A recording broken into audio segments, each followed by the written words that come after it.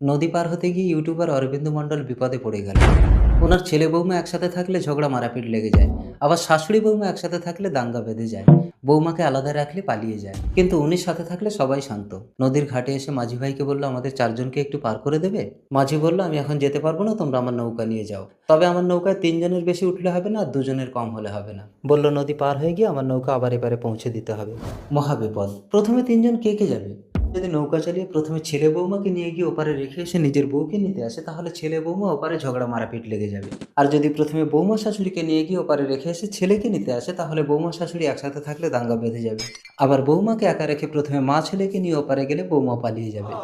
দেখুন বুদ্ধি করে কিভাবে সবাইকে ওপারে নিয়ে যাবে, অথচ নৌকাও এপারে পৌঁছে দেবে। প্রথমে ছেলেকে রেখে দিয়ে শাশুড়ি আর বৌমাকে নৌকায় তুলে নিজে নৌকা চালিয়ে এপারে এলো। এবারে শাশুড়ি আর বৌমাকে একসাথে রাখা যাবে না, তাই শুধু শাশুড়িকে নামিয়ে দিয়ে বৌমাকে নিয়ে ওপারে গেল। ওপারে গিয়ে ছেলে আর বৌমাকে নৌকায়